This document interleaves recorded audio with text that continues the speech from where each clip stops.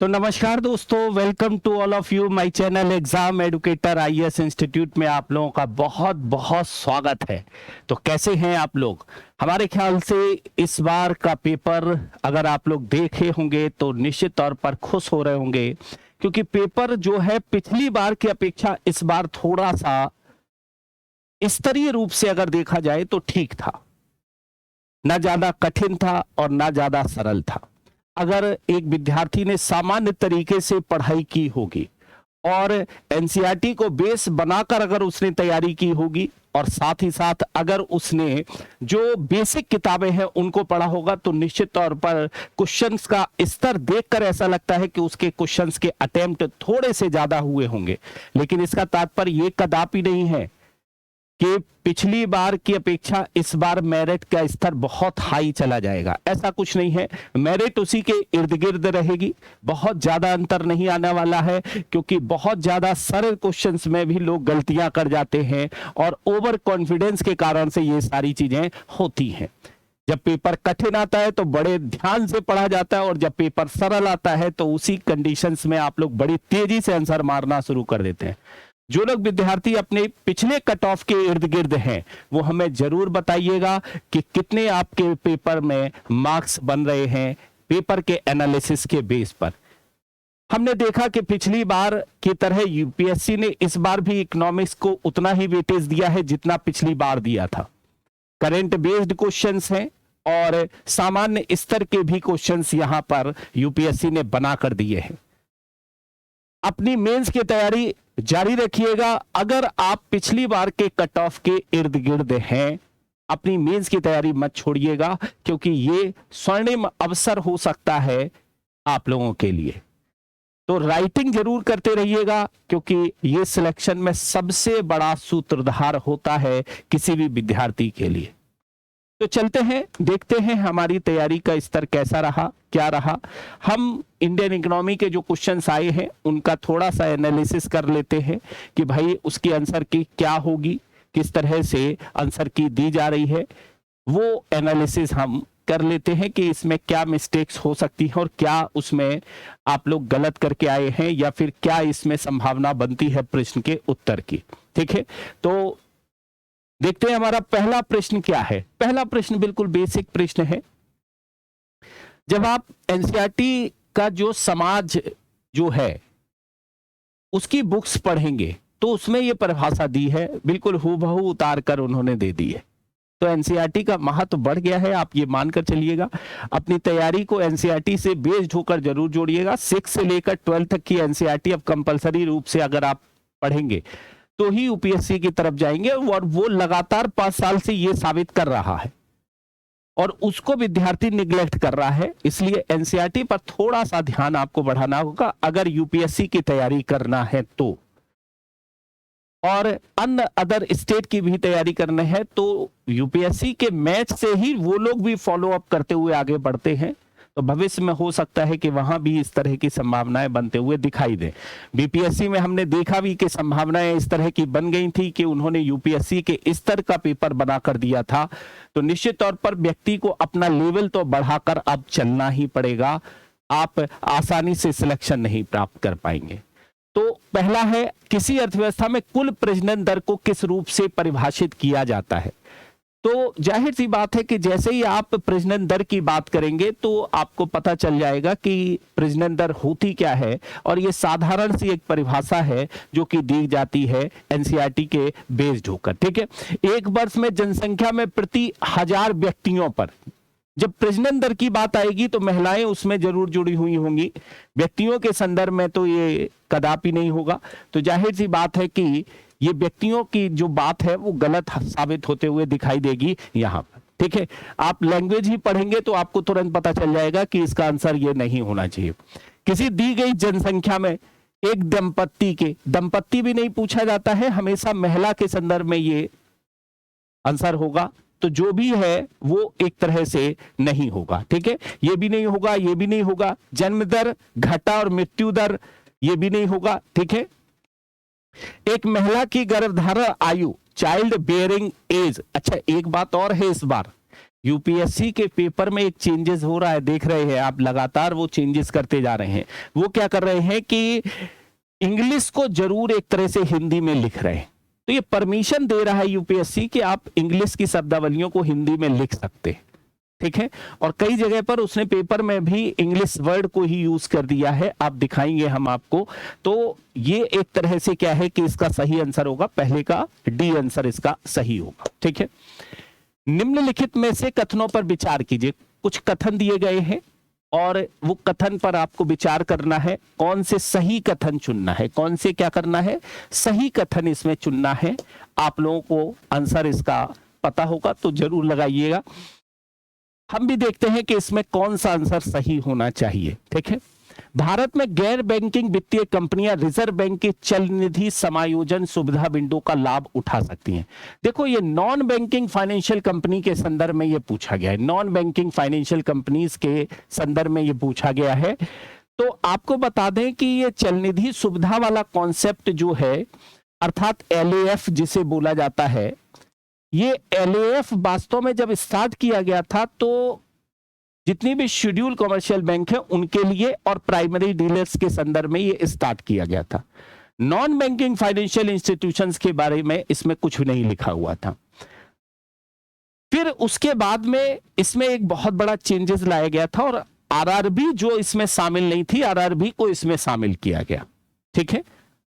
और उसके बाद कोई अपडेशन इसमें नहीं देखने को मिला। पहले RRB इसमें शामिल नहीं हुआ करती थी, RRB इसमें शामिल की गई, तो एक अपडेशन जो है वो लास्ट अपडेशन वही यही था, ठीक है। इसीलिए क्या होगा कि इसका आंसर ये नहीं होगा, अर्थात गैर बैंकिंग वित्तीय कंपनियों के संदर्भ में रिजर्व बैंक की चल निधि सुविधा समायोजन सुविधा विंडो का लाभ नहीं उठा सकती है, इस तरह की बात इसमें आएगी, ठीक है। विदेशी संस्थागत निवेशक सरकारी प्रतिभूतियों के धारक बन सकते हैं, यस बिल्कुल सही बात है।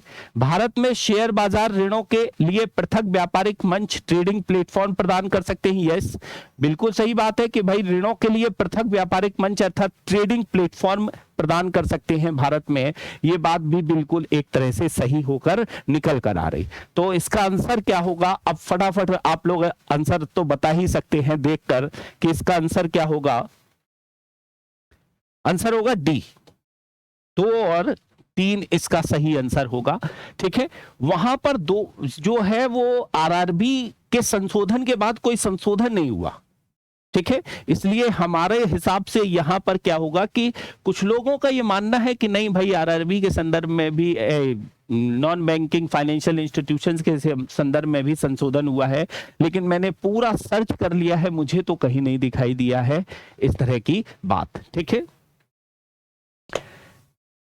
तीसरा क्वेश्चन है, निम्नलिखित में से कौन से कॉर्पोरेट बॉन्डों और सरकारी प्रतिभूतियों में व्यापार कर सकते हैं?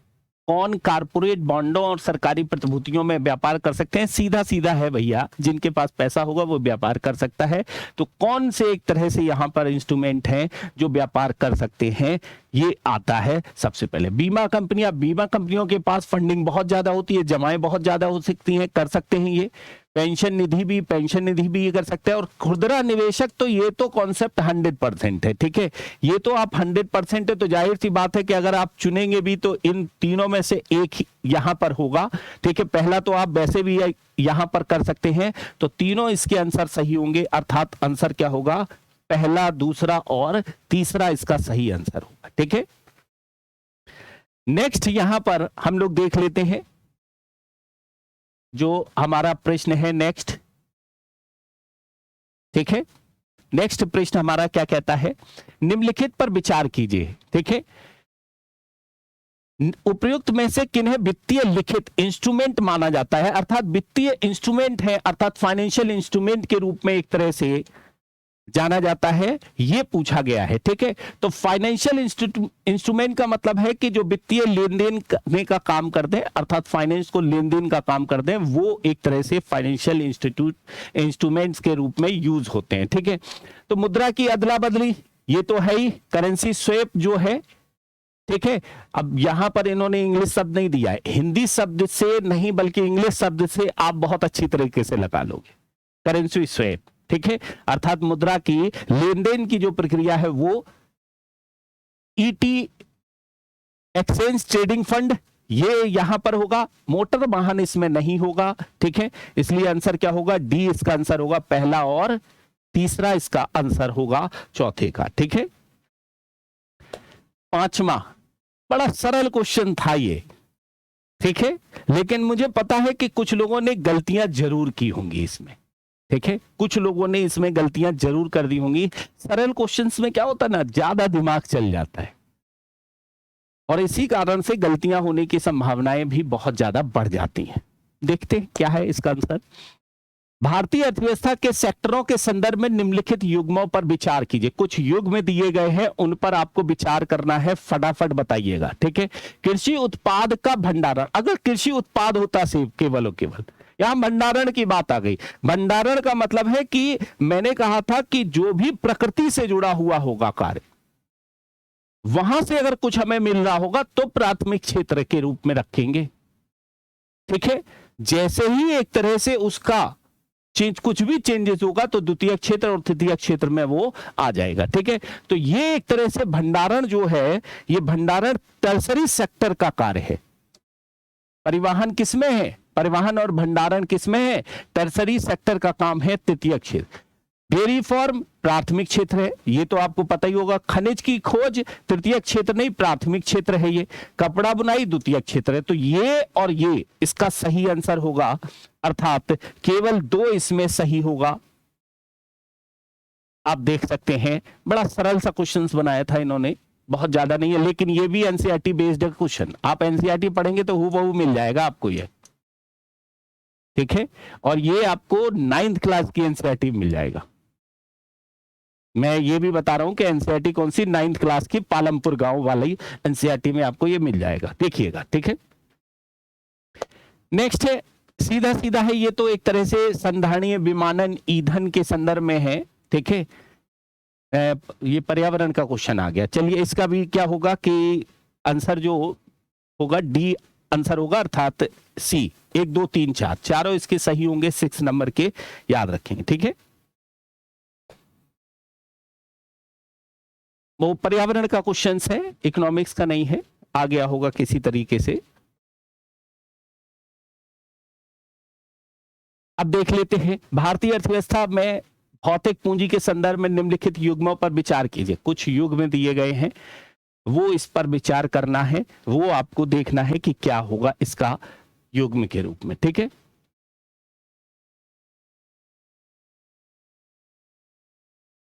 इसीलिए इसका इंग्लिश वर्जन भी नहीं लिखा हुआ है, क्योंकि ये क्वेश्चन हमारा नहीं है, ठीक है। भारतीय अर्थव्यवस्था में भौतिक पूंजी के संदर्भ में निम्नलिखित युग्मों पर विचार कीजिए। कुछ युग्म दिए गए हैं, उन पर आपको विचार करना है, देख लेते हैं, ठीक है। ये वाले भी क्वेश्चन जो है एनसीईआरटी के बेस्ड है, ये वाले क्वेश्चन एनसीईआरटी के बेस्ड है। अब देखिएगा एनसीईआरटी का हूबहू लिखा हुआ है, ठीक है। एक होती है वर्किंग कैपिटल, एक होती है फिक्स्ड कैपिटल, ठीक है।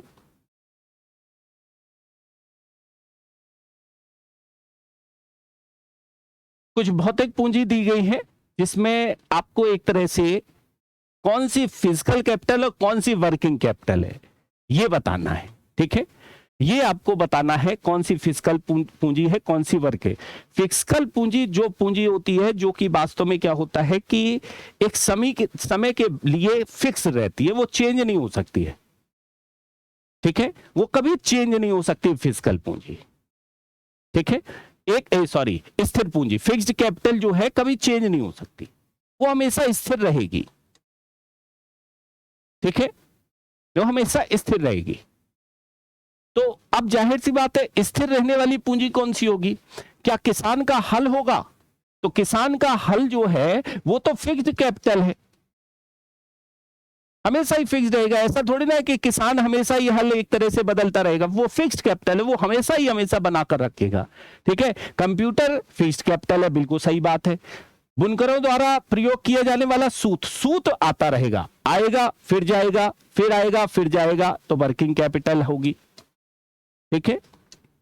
और पेट्रोल कार्यशील पूंजी होगी, यस, ये पेट्रोल भी आएगा फिर खत्म हो जाएगा, फिर आएगा फिर खत्म हो जाएगा, ठीक है। तो ये वाला भी ठीक है, वर्किंग कैपिटल। तो आंसर कौन सा होगा? केवल 2 सही हैं इसके, 7वें का आंसर होगा बी। ठीक है। नेक्स्ट देखते हैं 9वां, विदेशी बैंकों के साथ व्यवहार करते समय भारतीय बैंक रिजर्व बैंक द्वारा अधिरोपित नियमों के संदर्भ में निम्नलिखित कथनों पर विचार कीजिए। कुछ कथन दिए गए हैं, उन पर आपको विचार करना है, देखना है कि क्या कथन दिए गए हैं यहां, ठीक है। ये कह रहे हैं कि भारत में पूर्ण स्वामित्व वाले सहायक बैंकों, बैंकिंग सब्सिडियरियों के लिए न्यूनतम पूंजी की आवश्यकता नहीं होगी। भैया ये कह रहे हैं कि बिना पूंजी के बैंक एस्टेब्लिश कर दो, ऐसा हो सकता है। ये कह रहे हैं बिना बैंकों को बिना पूंजी के एस्टेब्लिश करा दिया जाता है भारत में, तो ऐसा तो हो ही नहीं सकता भाई लोगों, ठीक है। ये तो एक तरह से क्या हो गया, गलत ही हो गया, ठीक है। न्यूनतम पूंजी की तो आवश्यकता होगी, ठीक है।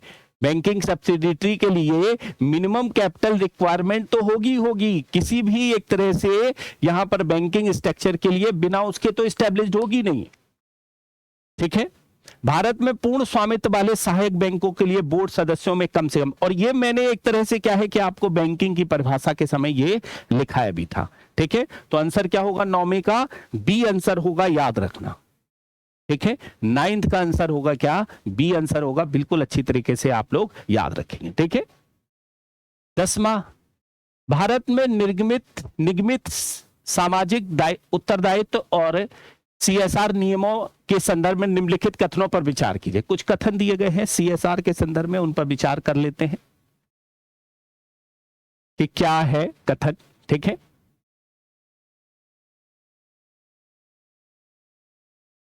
देखो सीएसआर की मैंने परिभाषा लिखाई भी है, ऐसा नहीं है, बकायदा इसी तरह से लिखाई है, ठीक है।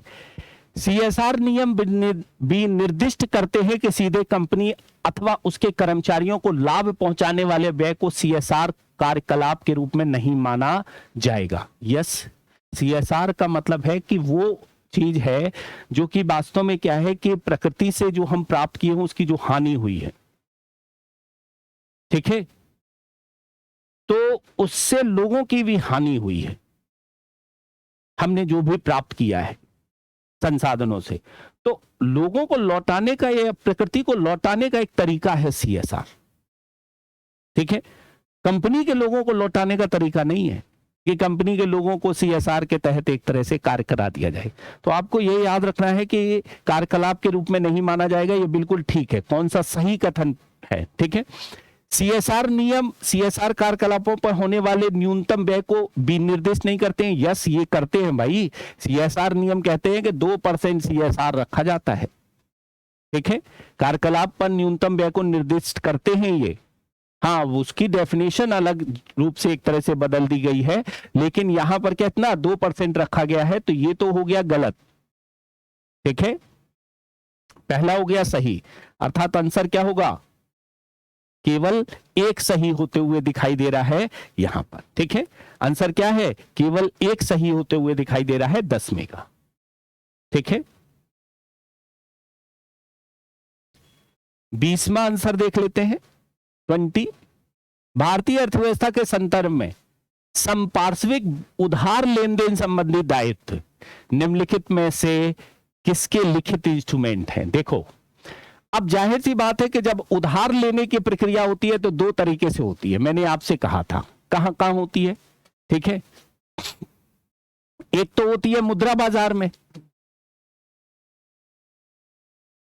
ठीक है, और दूसरी होती है पूंजी बाजार में। वित्तीय लेन देन का यही तो होता है, एक होता है क्या मुद्रा बाजार में, एक होता है पूंजी बाजार में। पूंजी बाजार में ज्यादातर इंस्ट्रूमेंट जो होते हैं वो संपार्श्विक नहीं होते,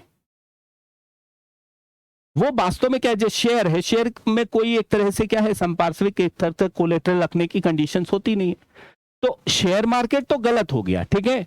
दूसरा, विदेशी मुद्रा बाजार भी यहां पर क्या हो गया, गलत हो गया। अब बचे बॉन्ड बाजार और मुद्रा बाजार, ठीक है। अब बॉन्ड बाजार अगर देखा जाए तो वास्तव में अगर देखें जो बॉन्ड बाजार, तो इस तरह की जो संकल्पना है वो मुद्रा बाजार के अंतर्गत ही शामिल होती है। इसका सही आंसर क्या होगा कि सी होते हुए दिखाई देगा, अर्थात मनी मार्केट के रूप में ये इंस्ट्रूमेंट होगा, ठीक है।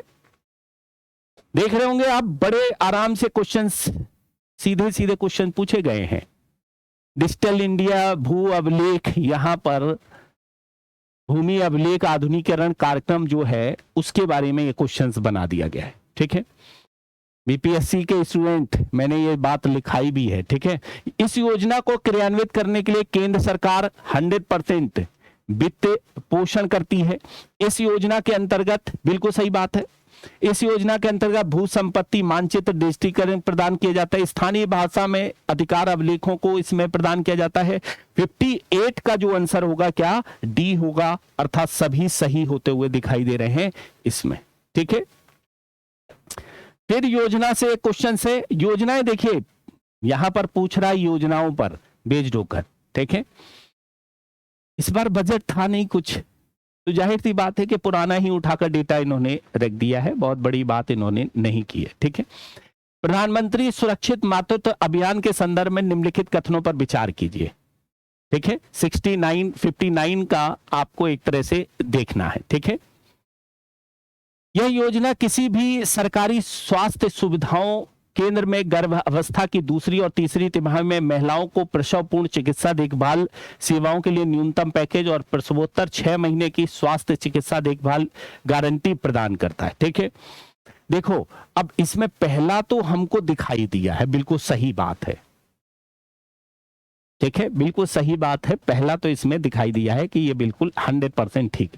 दूसरे में थोड़ा सा मैं डाउटफुल हूं, क्योंकि मुझे दिखा नहीं कहीं गारंटी इस तरह की दी जाती है यहां पर, क्योंकि ये लिखा है ना गारंटी प्रदान करता है, तो ये थोड़ा सा गारंटी एक तरह से प्रदान करने की बात इसमें थोड़ी सी डाउटफुल होते हुए दिखाई दे रही है। ठीक है, तो लेकिन हम अभी तो कह रहे हैं कि ये ठीक होगा। ठीक है, जब हमें दिखाई देगा तो मैं इसमें करेक्शन कराने की कोशिश करूंगा, लेकिन अभी तो मैं कह रहा हूं कि ये ठीक है। ठीक है, इस योजना के अंतर्गत कुछ विशिष्ट वाले निजी क्षेत्र के लिए स्वास्थ्य देखभाल हेतु सेवा प्रदान स्वेच्छा से नजदीकी, ये बिल्कुल ठीक बात है। तो आंसर हम एक तरह से सी मानकर चल रहे हैं 59 का, इस समय यहां पर दोनों को सही लेकर चल रहे हैं। ठीक है, बहुत चर्चा में रही थी ये प्रधानमंत्री श्रम योगी मानधन योजना के संदर्भ में। ठीक है, इस योजना में नामांकन के लिए प्रवेश आयु वर्ग 21 से 40 नहीं, 18 से 40 है। ठीक है, तो ये तो गलत हो गया। लाभार्थी द्वारा आयु विशिष्ट अंशदान किया जाएगा। ठीक है, बिल्कुल सही बात है। इस योजना के अंतर्गत प्रत्येक ग्राहक को 60 वर्ष की आयु प्राप्त करने के बाद, बिल्कुल ठीक बात। पारिवारिक पेंशन पत्नी और अविवाहित पुत्रियों, पति पत्नी और अविवाहित पुत्री, ये केवल और केवल स्पाउस की कंडीशंस में लागू है, याद रखना, केवल और केवल स्पाउस की कंडीशंस में है, अनमैरिड डॉटर के संदर्भ में ये लागू नहीं है। ठीक है, तो दूसरा और तीसरा इसका सही जवाब होगा। ठीक है, दूसरा और तीसरा इसका सही जवाब होगा यहां। ठीक है, ये भी आ गया 65 का केंद्रीय बजट का ही क्वेश्चन है। केंद्रीय बजट के संदर्भ में यह क्वेश्चन पूछा गया है। ठीक है, के संदर्भ में निम्नलिखित कथनों पर विचार कीजिए। प्रधानमंत्री की ओर से केंद्रीय वित्त मंत्री, प्रधानमंत्री की ओर से कहां करता भैया, राष्ट्रपति करता है, ये तो गलत ही हो गया। प्रधानमंत्री जैसे ही आ गया तो गलत हो गया। ठीक है, दूसरा देखते हैं। ठीक है, केंद्रीय यूनियन स्तर पर भारत के राष्ट्रपति की अनुशंसा के बिना अनुदानों की मांग नहीं की जा सकती, बिल्कुल ठीक बात है। आंसर क्या होगा, 65 का बी इसका आंसर दिखाई देगा, बिल्कुल सही आंसर। ठीक है, नेक्स्ट क्वेश्चन देख लेते हैं। ये सबसे एक तरह से डाउटफुल क्वेश्चंस के रूप में है यूपीएससी के। ये वाला क्वेश्चन डाउटफुल इसलिए है क्योंकि ये करंट रिलेटेड है और यूएस इकोनॉमी से बेस्ड होकर है, तो जाहिर सी बात है कि ये आईआर के इशू से भी जुड़ता हुआ दिखाई दे रहा है। इसीलिए थोड़ा सा डाउटफुल है कि कोई चेंजेस अगर इंटरनेशनल स्तर पर अगर हो गए होंगे उस समय, तो फिर हो सकता है कि डाउटफुल आ जाएगा। ठीक है, निम्नलिखित कथनों पर विचार कीजिए। यदि संयुक्त राज्य अमेरिका अपने ऋण पर चूक करता है तो यूएस ट्रेजरी बॉन्डों के धारक भुगतान प्राप्त करने के लिए अपने दावों का प्रयोग नहीं कर सकता। भारत के संदर्भ में अगर देखा जाए तो बिल्कुल ठीक है, क्योंकि ये अनसिक्योर है ट्रेजरी बिल। ठीक है, भारत के संदर्भ में। अब यूएस के संदर्भ में है तो यूएस के संदर्भ में भी एक तरह से दावों का प्रयोग तो नहीं कर सकते हैं, भले ही बाद में एक तरह से वो किसी भी माध्यम से वो क्लेम करें फिर, क्योंकि उसको खरीदा ही जाता है क्या उस रूप में। ठीक है, तो दावों का, अपने दावों का प्रयोग नहीं कर सकते हैं, लेकिन हाँ अब ये एक तरह से यहां पर दिया है अपने दावों का प्रयोग नहीं कर सकते। जा सकते हैं भाई, कोर्ट वोट में गए और फिर कहे कि हम गवर्नमेंट के बेस पर हम करेंगे, दावों का प्रयोग तो कर ही सकते हैं। ठीक है, दावों का प्रयोग तो कर ही सकते हैं कि भाई मुझे कोर्ट में चले जाएं और फिर उससे बातों को करें। ठीक है, सरकार कोई ऋण, कोई मूर्त संपत्तियों द्वारा समर्थित नहीं होता है, बिल्कुल ठीक है, ये तो इंडिया के संदर्भ में भी ठीक है। ठीक है, तो दोनों ही ठीक है। दावों का प्रयोग नहीं कर सकता है कि मूर्त संपत्तियां समर्थित नहीं होते हैं, बल्कि सरकार के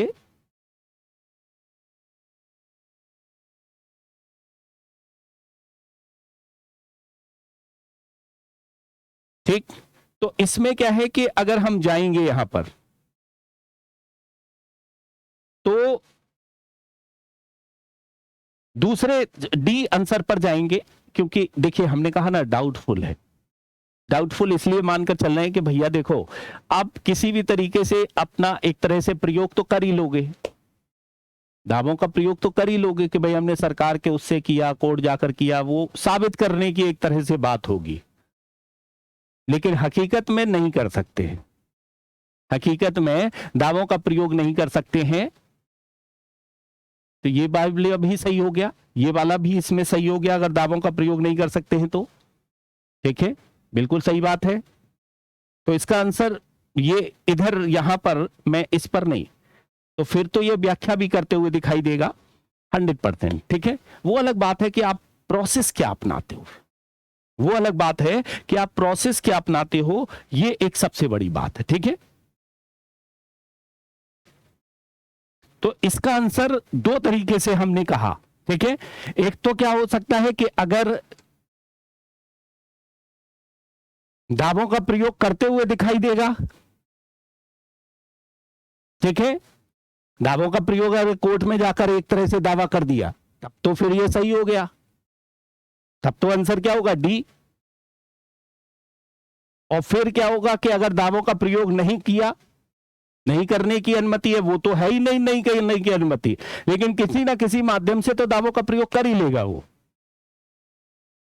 और अगर साफ लिखा हुआ है उसमें दावों का प्रयोग नहीं कर सकता है, तब तो फिर आंसर क्या होगा, ए ही हो जाएगा, नहीं तो क्या होगा आंसर, डी होगा आंसर। थोड़ा सा इसमें डाउटफुल है, सबसे थोड़ा सा टिपिकल क्वेश्चन था ये, और टिपिकल क्वेश्चन है, थोड़ा सा डाउटफुल इसमें कंडीशन बन रही है। ठीक है, हम 100% इसमें ए और डी दोनों के बीच में कंफ्यूजन के रूप में ये निकल कर आ रहा है। ठीक है, निम्नलिखित कथनों पर विचार कीजिए, कुछ कथन दिए गए हैं उन पर एक तरह से विचार करना है। यहां सामूहिक उधार बहु उधार दाताओं के मध्य उधारकर्ता के चूल डिफॉल्ट को जोखिम को बढ़ाता है। ठीक है,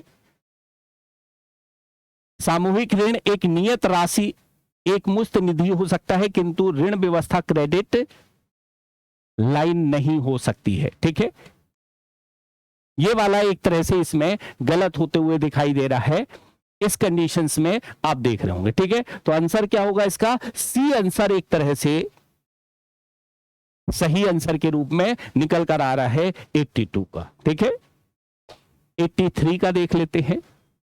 डिजिटल रुपए के संदर्भ में अगर देखा जाए तो निम्नलिखित भारतीय मौद्रिक नीति के अनुरूप जारी की गई राष्ट्रीय सॉवरेन मुद्रा है, बिल्कुल ठीक बात है। आरबीआई के तुलन पत्र बैलेंस शीट पर देयता के रूप में दिखाई देता है, बिल्कुल ठीक है। डिजाइन मुद्रास्फीति के विरुद्ध बीमाकृत है, बिल्कुल गलत बात है। मुद्रास्फीति के विरुद्ध एक तरह से मुद्रास्फीति के विरुद्ध बीमाकृत कभी हो ही नहीं सकती है। जब भी करेंसी जारी होगी तो मुद्रास्फीति तो उत्पन्न होगी 100% होगी।